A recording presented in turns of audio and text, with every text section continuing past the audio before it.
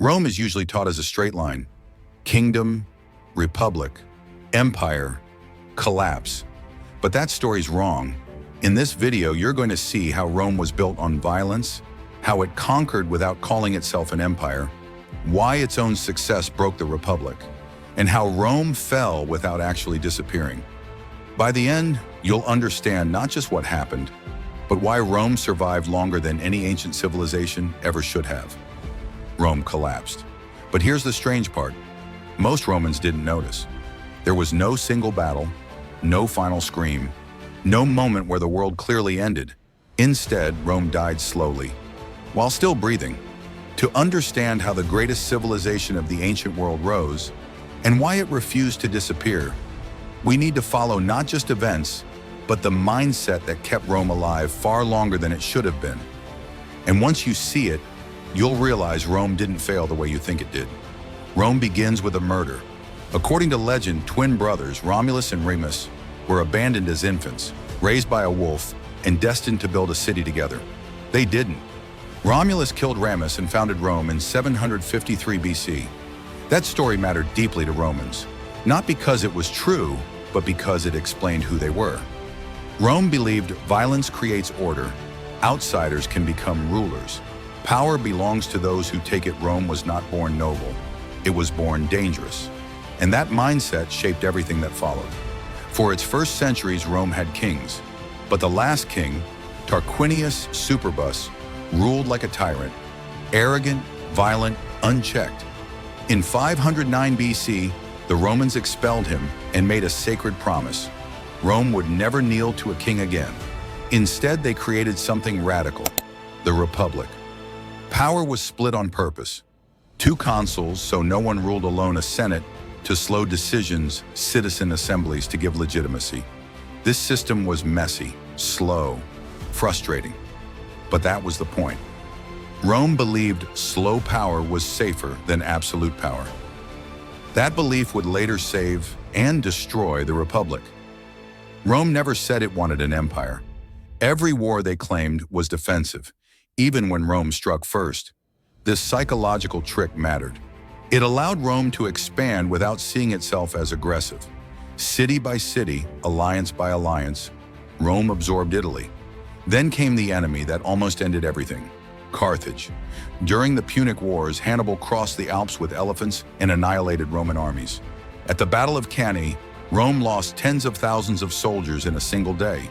Any other civilization would have surrendered. Rome didn't. Instead, it did something terrifyingly effective. Rome's greatest weapon wasn't strategy, or technology, or even discipline. It was a refusal to quit. Rome absorbed losses, raised new armies, learned from failure, and kept fighting. Eventually, under Scipio Africanus, Rome defeated Hannibal. Carthage was later erased, salted, burned, erased from history. Rome learned a fatal lesson: if you endure long enough, you win. That belief would later turn inward.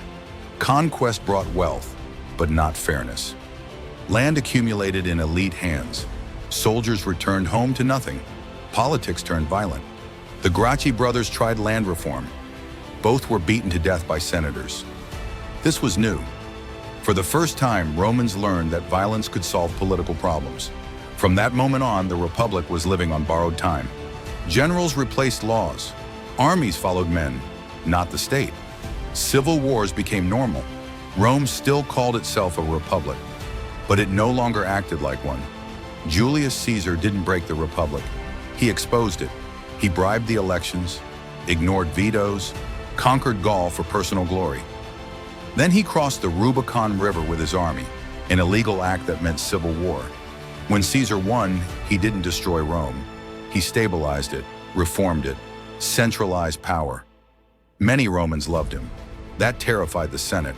So in 44 BC, they stabbed him 23 times. They believed they had saved the Republic. They had guaranteed its death. Caesar's heir, Octavian, learned the real lesson. Romans hated kings, but accepted control if it looked familiar.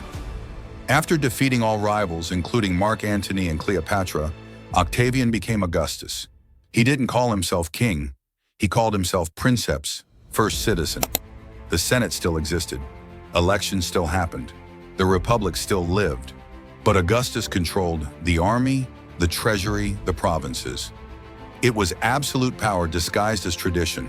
Romans accepted it because it ended the chaos. Peace felt better than freedom. Thus began the Roman Empire. Rome wasn't built on constant war. It was built on systems. Roads connected continents. Aqueducts fed cities. Law unified cultures. Trade moved faster than ever before. But this prosperity had a cost. Slavery supported everything. Rebellions were crushed. Borders were defended relentlessly. Rome was not gentle. It was efficient. And efficiency kept it alive. By the 3rd century AD, Rome nearly collapsed. Emperors were assassinated. Currency collapsed. Plagues spread. Borders fell. The empire fractured. Yet again, Rome adapted. Power was reorganized. The empire was divided. Stability replaced tradition. Rome survived by abandoning what it used to be. In 476 AD, the last Western Roman emperor was removed. Most Romans didn't notice. Life continued. Laws remained. Rome lived on, in Constantinople, in the church, in language, in law. Rome didn't collapse, it transformed. And that is Rome's true legacy. Not conquest, not emperors, but the ability to change again and again, long after others would have vanished. Rome didn't last because it was perfect. It lasted because it adapted when everything broke. Kings were replaced by a republic. The republic gave way to emperors. And when the empire could no longer hold together, Rome reshaped itself again into laws, institutions, and ideas that still shape the world today. Rome didn't disappear. It changed form. And once you understand that, you start seeing Rome everywhere. If you want more deep dive history explained this way, this channel is built for that. So hit that subscribe button, leave a like and share it. And also don't forget to drop a comment on what type similar history video you want to see next. See you until then.